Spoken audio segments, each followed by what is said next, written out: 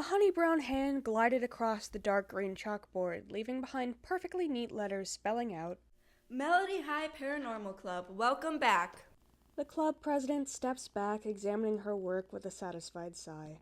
She sat down at the table closest to the front where her backpack had begun to spill its contents. Stars, I've missed this, she exclaimed. Do you think we'll get anyone new this year? Nani Merrick. She doesn't have any nicknames beyond the sign I use to refer to her, Star Child.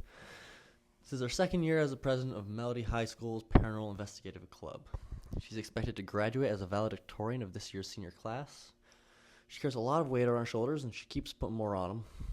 She seems to be holding it all fairly well, but looks can be deceiving. I'm worried about her. She's a good enough friend that she paid for everyone in the club last year to take classes, learn sign language just for me. But not good enough that she's willing to let me see when something's wrong. I can only assume the best. I hope I'm right. There's a moment of silence before Nani flashes a blinding smile. You're right, we'll be fine either way. She responded to an answer not given. The new voice echoed through the class from room 113 as a familiar pale figure with a too big hand-knit green sweater entered with a flourish. Nani's attention turned to the club's secretary. Welcome back! Svan Bullens, also known as Swan or Feathers.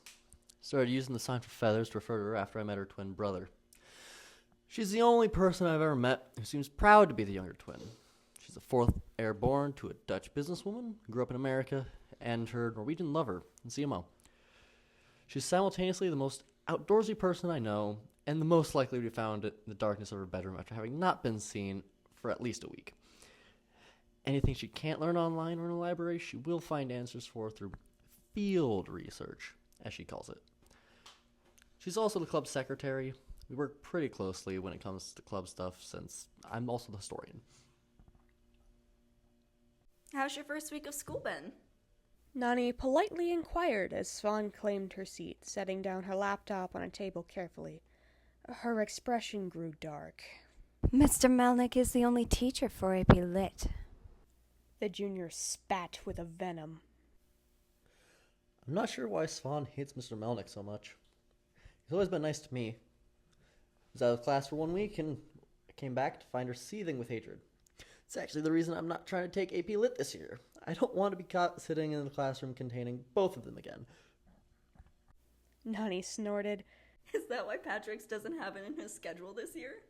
Both girls turned to the third in the room expectantly. The white-haired boy shrugged in response. Svan opened her mouth to speak, but was interrupted by the quarterback sliding into the room, trying to be stealthy. The brown-haired boy seemed to relax once the door was closed. You have no idea how weird it is for me to have to find a way to hide from the football team. He began. Hello, Cyrus. Eventful day? Cyrus Adrian, also known as Cy. I've been calling him Runner since we met last year. He's not good at being himself. Last time he was with anyone outside of the Paranormal Investigation Club, he ended up with a permanent scar under his eye. He always jokes that we know things that no one else could possibly accept about the world, and him, he's a lot more anxious than he lets on. Apparently, he joined the club after Arrow found him having a panic attack alone in the locker room after classes. They're doing the best to help him find safe spaces. He all moved in with him over the summer. I'm glad he's finally got friends, and I'm happy to be one of them. Cy plopped down in the chair next to Patrick, causing the silent historian to jump in surprise. The two exchanged a quick greeting in ASL. I can't have any rumors getting out until I'm legally free of my father. The football player explained just before the door slammed back open, revealing a very angry redhead. Runner, you dick! The sophomore shouted at their best friend and gym buddy, flipping him off as they stormed in, the door slowly closing behind the last returning member of the club. Hey, Rix!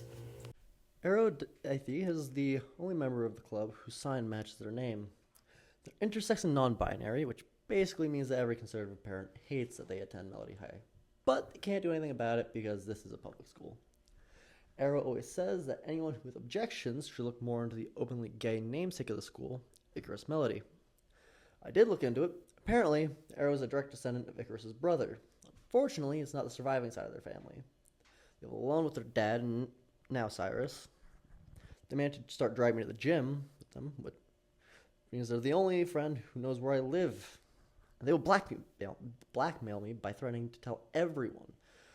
They're forcing me to be more social. I don't know if I love them or hate them for it. Patrick signed a hello, a smile clear on his face despite most of it being hidden with his usual black face mask. The two fist bumped before Arrow and took the unoccupied seat next to him. Cyrus rubbed the back of his neck. Sorry, I didn't want anyone that seen me come in here. The jock sheepishly replied.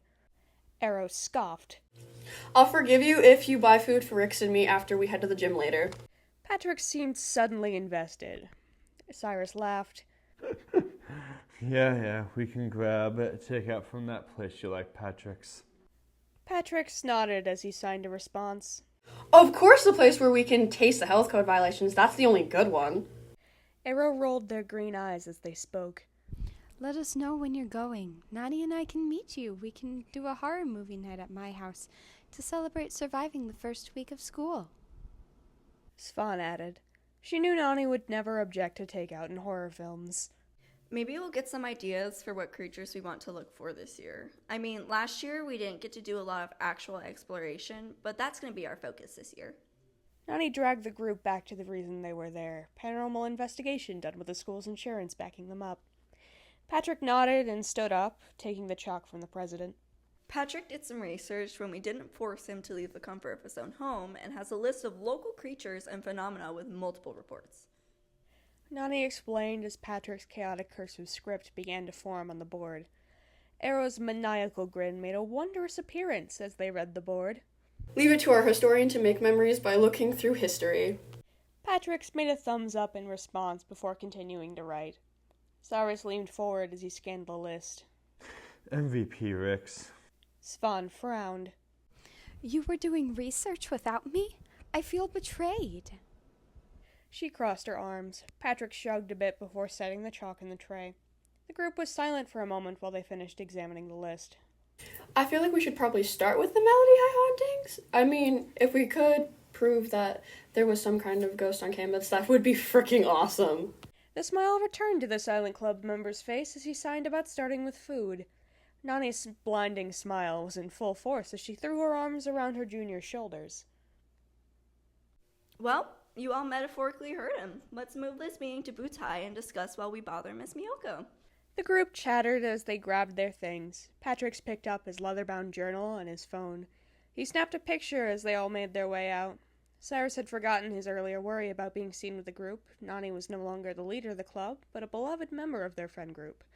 The youngest Bullen sibling was making sure her younger friends were happy and comfortable.